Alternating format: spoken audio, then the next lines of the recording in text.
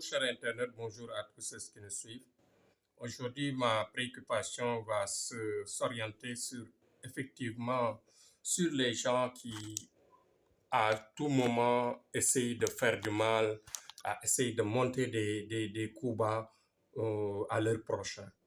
Vous savez que dans l'histoire du monde, tous les grands hommes ont été victimes de certaines diffamations, de certaines polémiques créées par les ennemis qui les entourent.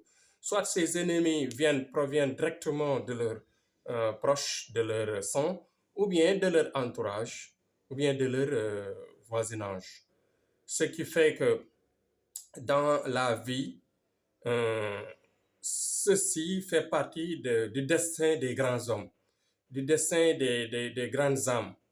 C'est pourquoi à chaque fois qu'un homme propre est victime, par exemple, d'un complot ou bien d'une chose extrêmement mal et regrettable par rapport à nos vertus, par rapport à notre vie quotidienne, par rapport à l'islam, par rapport à la société, aux coutumes et aux bonnes coutumes et vertus, comme on le dit. À chaque fois qu'il y a ce genre de difficultés-là, ce genre d'entraves-là, il faut se nourrir de courage. Je demande aux gens qui me sollicitent et qui en général vivent ces situations, restent sereins et ne jamais se décourager. Dans la vie, quand on fait partie des grands hommes, c'est-à-dire des gens, des âmes qui ont la bonne allure, en général, ils vivent cela. Ceci dit, cela ne veut pas dire que dès que vous êtes victime de cela, que vous allez chuter. Non, non, non. La chute vient de Dieu. Il suffit que Dieu dise oui, que la chute se réalise. Mais si Dieu dit non, la chute ne se réalisera pas. Donc, soyez courageux, soyez juste honnête et restez sur votre droit chemin et continuez bravement avec l'abnégation, la foi et le courage. Donc, c'était un message que je voudrais lancer à l'endroit des gens qui m'écoutent, aux gens qui m'adorent et aux gens qui me suivent tous les jours et que il faut se préparer dans la vie à chaque fois que l'ennemi peut survivre, que sursauter, agresser, offenser à tout moment dans le sens du mal. Et il ne faut jamais se décourager.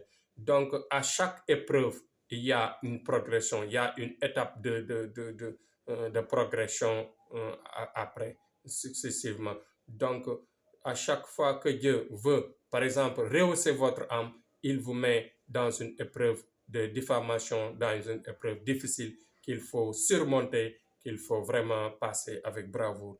Ne pleurez pas vite, ne soyez pas des défaitistes ou bien ne vous découragez pas. À chaque fois qu'il y a du mal autour de vous, à l'endroit de votre peau, derrière vous, devant vous, et ça se manifeste partout. Et si vous l'entendez même avec maintenant, vous savez, avec la nouvelle technologie, il y a aussi les messages audio qu'on partage, etc., etc. Donc, tout ceci, ce sont des moyens à l'ennemi de faire mal, de brimer et de faire, bien sûr, des choses incorrectes pour dégrader à chaque fois l'homme. Donc, je termine rapidement en disant vive notre pays, vive le Sénégal et vive la paix dans le monde. Paix aux gens qui sont disparus, santé aux gens qui sont malades et liberté à ceux qui vivent derrière les barreaux. Donc, soyez courageux et vive la prière, vive le courage, vive l'abnégation et ensuite vive la victoire. Donc, Thierno Amadou, c'était son discours aujourd'hui d'encouragement et de vous inviter à chaque fois de venir prendre la bague, vous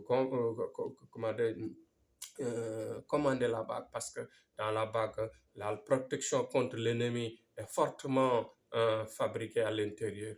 Donc, Inch'Allah Rabbi, avec Thierno Amadou, vous serez toujours devant. Vive la prière, vive Thierno Amadou, vive la bague, vive la prière. À demain, Inch'Allah.